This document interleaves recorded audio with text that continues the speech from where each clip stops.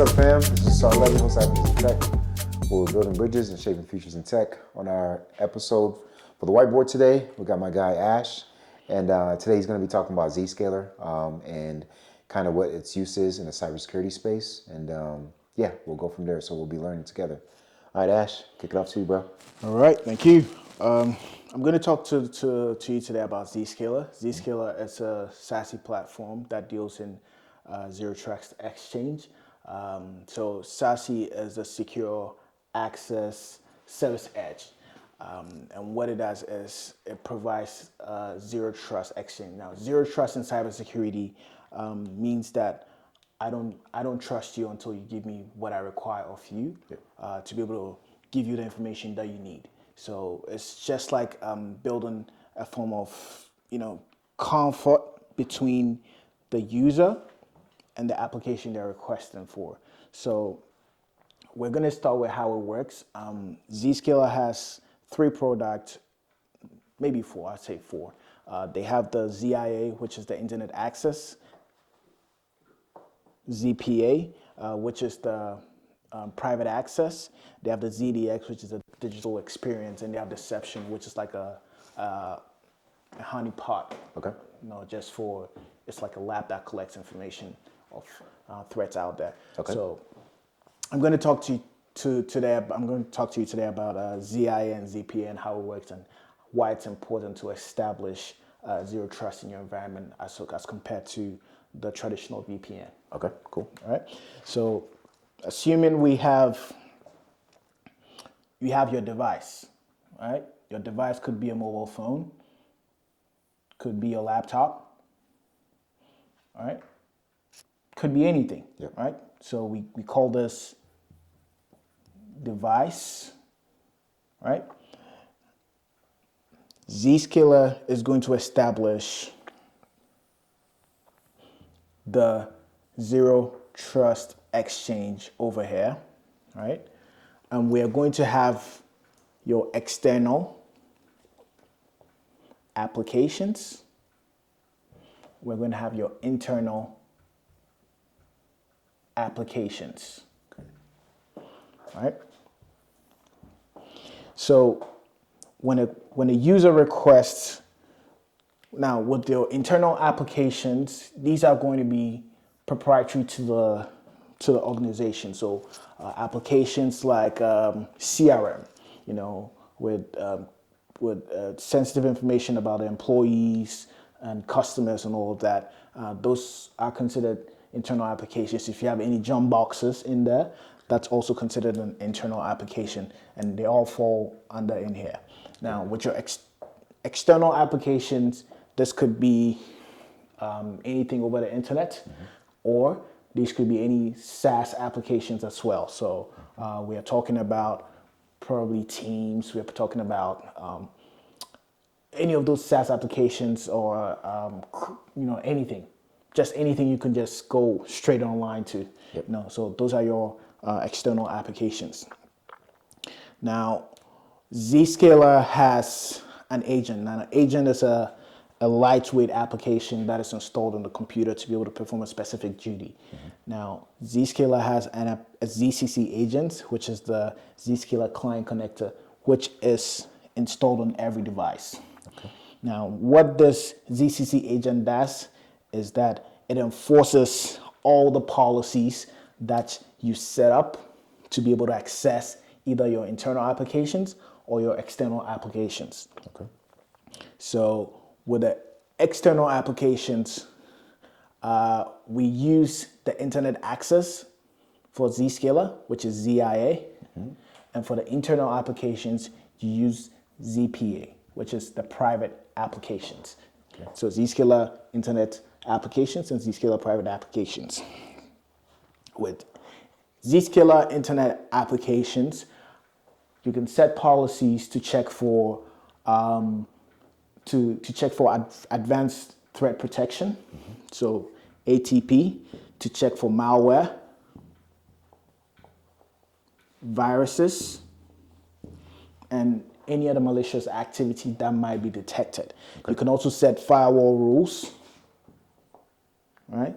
You can also check You can also create IPsec tunnels to be able to connect straight to the office or whichever office it is via the remote. So these are all the the configurations you can do on ZIA to be able to have a secure service. Now, what you can also do in ZIA is that you can set rules to inspect or to do deep packet inspection, right? Yes. So what it does is that when you're trying to communicate with external applications, most of these external applications transmit information that are encrypted. Okay. So what ZIA does is that when you try to reach out to an external application, let's say google.com, whatever the request comes with is going to be transmitted via 443, which is always encrypted. Yep. So what ZIA does is that it inspects whatever traffic the Google server sends over. So it's going to decrypt, and to understand what encryption and decryption means, encryption is, masking something, making something not look its original form. And the reason it's important to encrypt information is just to prevent a man-in-the-middle attack so that nobody is able to intercept what's being communicated through a network. So ZIA, although the information is encrypted, ZIA decrypts that information, right? It decrypts that information and re-encrypts it. Okay. Right? So that it makes sure that there are no viruses or malwares detected in the process of the traffic transmission. So that's what ZIA does. ZIA protects everything that goes over the internet, and it does that through the zero trust exchange. Zero trust is me not trusting anything. So it's making sure that it's doing everything. Now the reason the ZCC is important in ZIA is because whilst you set up all these rules in ZIA, ZCC enforces it. So ZCC creates the connection over here and makes sure that it enforces all of these rules that you're creating. Now, ZPA. ZPA is for your private application. So if you have SalesPoint, which is proprietary to your organization, you can create an application connector now. I need to bring in the differences between what ZPA does and what a traditional VPN does. Okay. A traditional VPN creates an encrypted tunnel from the user's device to the network itself. Right? So it creates an encrypted tunnel from the user's device to the network. Right? So if this company is called Ash, if the user has the credentials to get into company Ash's network, once the connection is established, the user gets access to the entire network. Right? Now with ZPA makes sure that it doesn't give you full access to the network. And what that does is that it eliminates every risk. Okay. Right? It's like me coming to Sarah's house, and Sarah opens the door for me to go everywhere. Right. Right? That's just how the VPNs work. Once I get to the front door, I have access to everything. Yeah. But when Sarah says, "Hey Ash, you're only restricted to the basement," when I come in, I go straight to the basement because that's where I have a duty to perform. Right? So that's what ZPA does. ZPA creates an app connector. You create an app connector in ZPA, and all the traffic the user requests goes directly to the application. So if this app is called CCT, ABC, DF, when the user has the permissions or the attributes to access any application, if I'm an accountant and I use CCT, my access is going to be provisioned just to CCT. It wouldn't give me access to the entire network. So it's a way of eliminating the risk involved and making sure that the company's network is not accessible to just everybody who gets access to the network. Okay. So yet again, the agent, ZCC, which is the Zscaler Client Connector, that's the job of creating a connection to the Zscaler Zero Trust Exchange, right? It verifies the user's identity, the user's attributes, their department, to see if they are in line with all the people who are supposed to access the application. Now, there's a connection between the application and the Zero Trust Exchange, and it's stitched over here to make sure that the right users get access to the right application and only the right applications alone. So ZIA and ZPA are the biggest, Zscaler's biggest products. And basically what it does is that it just eliminates your risk and makes sure that you're able to get to what you need and only what you need, and not exposing the entire network to any malicious activity. Good job. Makes sense, man. Right. So just to kind of recap a bit, ZIA, anything over the internet, ZPA, anything that's private. Correct. And then with ZIA, we have packet inspection that happens. And then once it's inspected, it gets decrypted at that point in time, gets re-encrypted, and then gets sent to the end wherever it's supposed to go to. And then ZPA, it basically think about like workspaces. So if you have a specific task, whether you're working with Salesforce, whatever it is, you get the exact access to what you need, and that's it. Correct. Whereas traditional VPN is like, all right, now you have access to go anything crazy. in the subnet. Go insane. Yeah. Okay. Yeah. And it's important to, it's important to understand that it also has its challenges, especially with a ZIA. Yeah. The challenge in there is because of the packet the packet inspection, the TLS inspection, the SSL inspection, I'd say.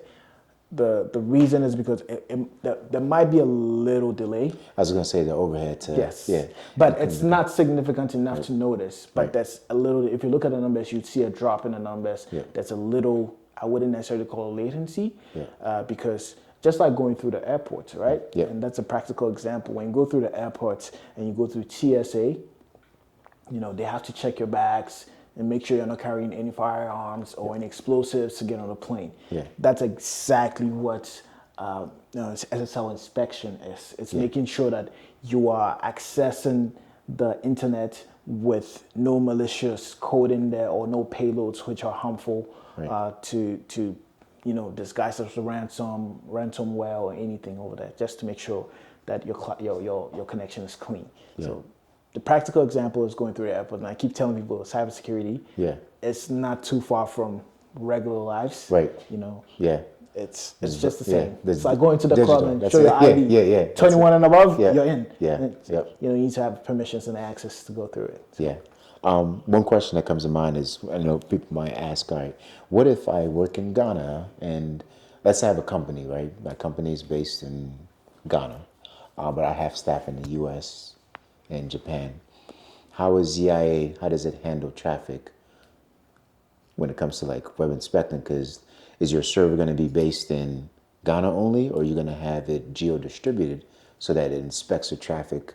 If, like, let's say you're signing in from the US, you're not going to sign into a ZIA server that's in Ghana. You're going to want that to be geolocated in East Coast or whatever it is, so that it can do the inspection there. And then that way you're allowed to do your stuff. So can you talk a little bit about that? So Zscaler has multiple data centers across the world, and they utilize the closest data center. Sometimes you as an organization can determine or can ask which data centers you want your users to go through. So I worked with a client where they wanted all their users to go through a US point of presence. So US point of presence, actually. So, and it's just to make sure that it doesn't ring any unusual alarms on a SIM to make it look like someone is being, coming from a different country, which is not part of the conditional access policy. So you can make your ZIA, ZPA go through a data center that is not that is not Ghana or in Africa. Yeah. But the whole point about doing that is going to create a lot of latency because the round trip time is going to be a lot for you. So you want to make sure you avoid such things. But Zscaler has data centers across the world, and I think if you're in Ghana, the closest you would have is in Nigeria. Okay. Nigeria has a data center. They have multiple, and they keep bringing up more. They have some in China. They have an interesting one in China where it's only for the Chinese people. Gotcha. I think it's called the Chinese data centers, data centers. Okay. It's just for China. No U.S. information goes there. No Chinese information comes to the U.S. data center. Nice.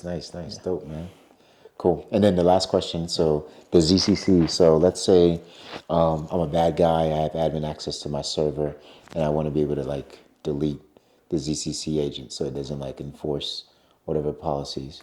How's the ZIA or ZPA protected? Good stuff. Yeah. So ZCC has a anti-tampering in there. So if someone tampers with ZCC, there is a report that is generated for the admin to be able to see that is being tampered with. And if someone wants to shut that access, right, you can configure it in a way that they need a password to do it, to delete it, to sign out, and all of the fun stuff. So you can configure it in a way that it's not easy to manipulate with if you're the admin.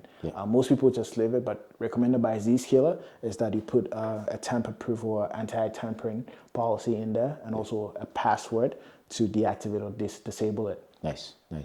So we've talked a lot about Splunk in the past and other SIM tools. Like one of the things that, and even Carbon Black or CrowdStrike, whatever, like you have certain signatures that you can put in certain rules that track stuff like this, so that it's not just an easy thing. Oh yeah, I'm joking, but people may say, "Oh, I will just shut it off." There's ways where you can block a lot of this stuff from like being tampered with, as long as you know how the app functions. There's ways to be able to protect the agent itself, so it's extremely important. So I see Ash is writing some there.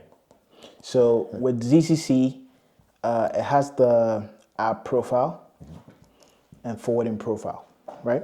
So the app profile is let me start with the forwarding profile. Makes much more sense. The forwarding profile. So assuming you have some web traffic, you don't need Zscaler to inspect, because if it's inspecting it, it's going to create latency and all of that. And Zscaler doesn't support all protocols. Example is SIP. That's the voice protocol. Okay.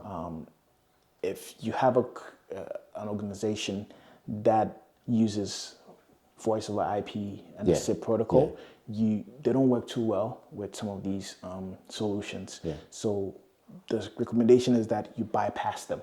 Gotcha. Right? And you use the forwarding profile, which is embedded in the ZCC, to steer the traffic away from this zero trust exchange. Because I would imagine that's a lot of overhead, especially VoIP. Like that's you just trying to inspect all that. That's just crazy. Yes. Okay. So the forwarding profile is what helps to be able to steer the traffic from the browser into the zero trust exchange or away from the zero trust exchange, so that all these are enforced.